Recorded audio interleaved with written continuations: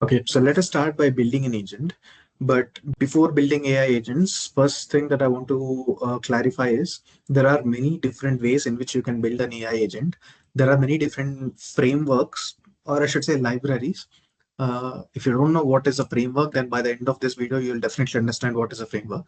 Or by the end of this course, you'll understand what is a framework at least. There are many different frameworks like LangGraph or Crew AI.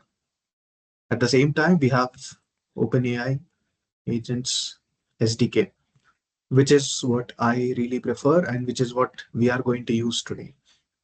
With Crew AI and LangGraph, of course, we can use them, but they are not as good as OpenAI agents SDK. This is extremely powerful, and many people really don't understand or they don't even try to explore what are the different features that OpenAI is offering when we compare it with others. So we will be building everything with OpenAI Agents SDK. How to install it? It's very simple. Pip install OpenAI agents. That's it. Pip install OpenAI -agents. This is all that you have to do. And there are a few things which I'm not going to cover, like this trace part. But if you get some time, please do feel free to explore it. It's also very, very important when you're building, or especially when you're learning something. The reason why I'm not going to cover trace is because we are going to be using Azure OpenAI. Just like how we have done it in the previous tutorials, I'm going to use a client which will connect me to Azure OpenAI instead of direct OpenAI. If I'm using direct OpenAI, I would have taught about trace as well. But Azure OpenAI right now, it doesn't support the trace, so I'm not going to cover it. Okay, so let's get started with the coding stuff.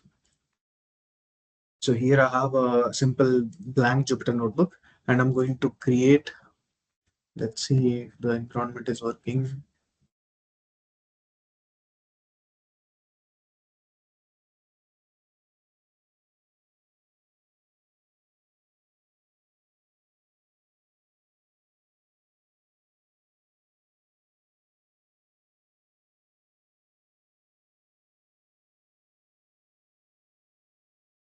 Come on. In the meanwhile, okay, it is working. So if you see on the left-hand side in the sidebar in the Explorer, just one file. I've got only one Python notebook here. In the previous videos, I've explained you how do we create .env files.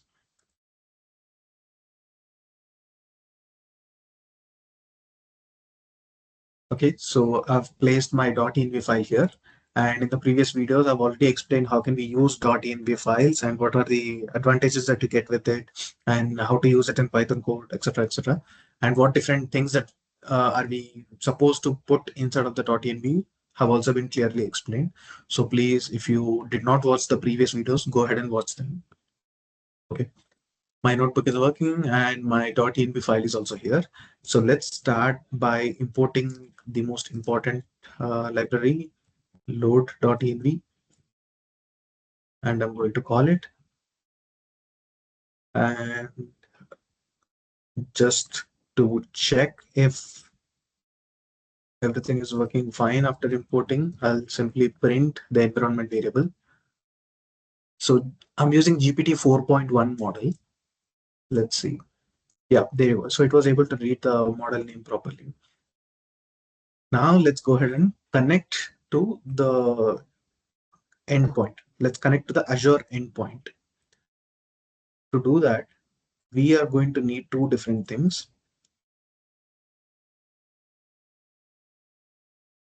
So from agents library, which is, oh, I closed it.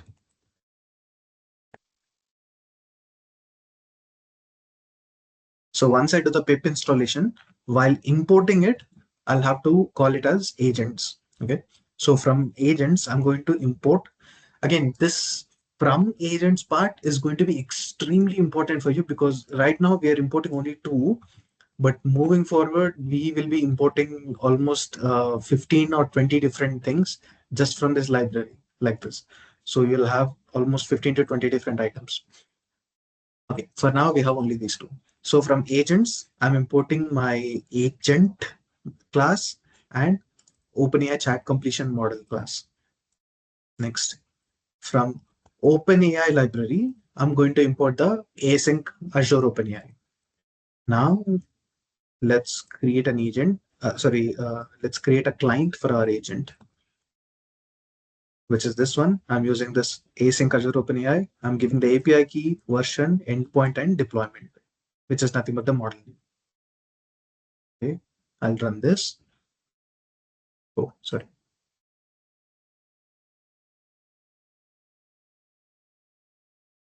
There you go. So my connection has been established.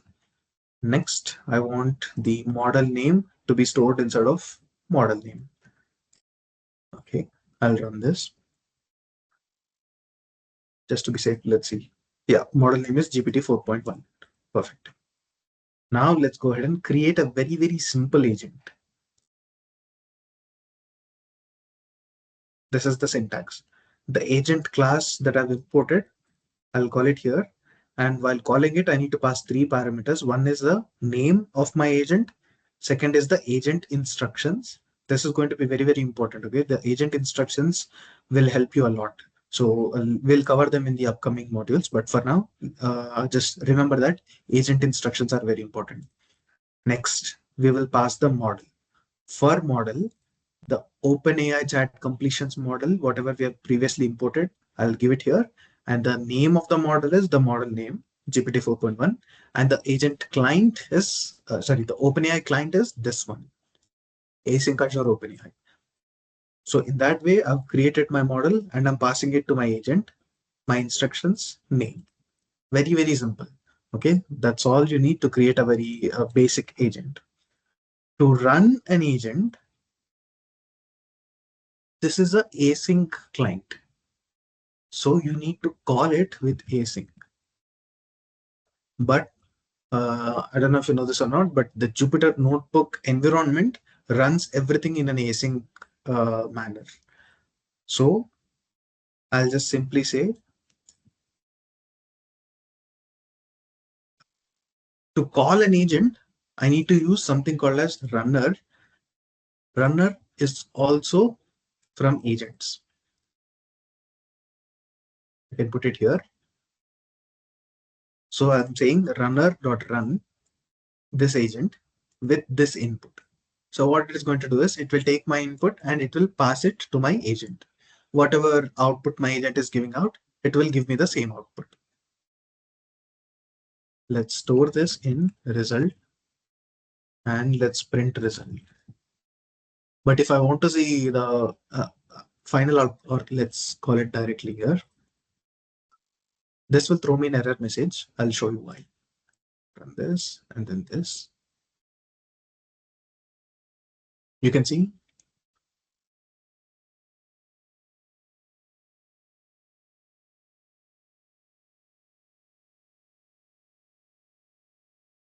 let's add a weight here.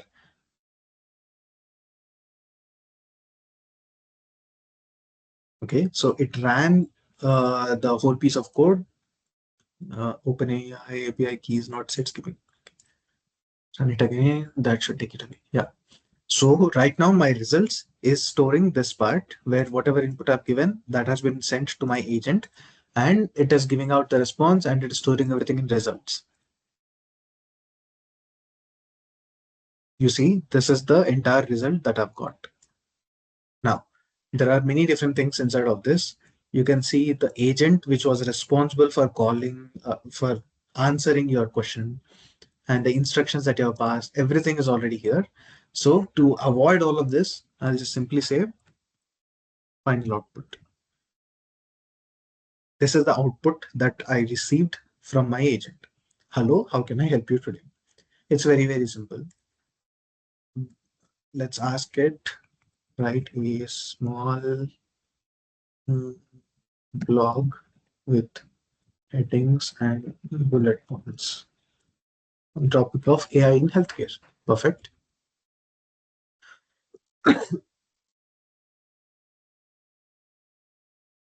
Okay, it wrote. Let's see. This is how it looks. Let's print it properly. And if you see, this is in markdown format. the heading, the title is in one hashtag, which is a heading, and this is heading two, and this is also heading two. These are bullet points. This is in bold. I cannot see all of that here. If you know Markdown syntax, well and good, but if you don't know it, you cannot visualize it properly. So to visualize any kind of Markdown in Jupyter Notebook, we have this piece of code. So ipython.display is what we can use, from which I can convert a markdown into HTML. Then I can display that HTML properly. And here I'm passing a very simple markdown, just a title saying hello. And in the next line, this is a markdown rendered inside of Jupyter. This is how it looks like.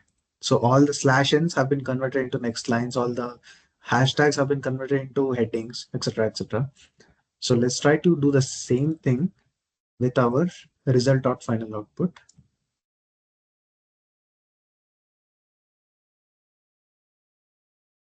You can see this heading, AI in healthcare heading, has been properly written in the respective sides in big bold letters, and key benefits of AI healthcare, etc., etc., etc. So you can see how clearly we are able to understand the response. This is how we usually see it in ChatGPT also, right? Okay, so the display and markdown is extremely useful for us to visualize the LLM outputs. So we are going to keep using this across the entire course. Okay, so you can see result.final output gave me the final output. But if I want to see only the result, you can see it's quite long and has many different things inside of it, which are a bit hard to understand for now. So what we need out of all of this is two input list.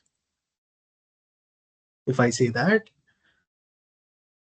you can see content is this one, which is what I have asked, as role is user, and this is the content, which is the question that I've asked. And the response that I received is role is assistant, content text is this one. So in the chat completion part and also in the RAG also, we have explored the messages list, where we will pass the role as user, role as content, role as system, etc., etc.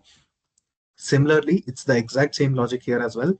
You have your messages list, and inside of it, you will have role, user, role, assistant, role, user, role, assistant. At the very top, you will have role as system, and you'll pass the system instruction, but the remaining will always have to alternate between user and assistant. We will be using the same thing here as well, but it's going to be slightly more complicated. So this part is what we call as memory, which is what we are going to cover in the next video. See you in the next one. Thank you.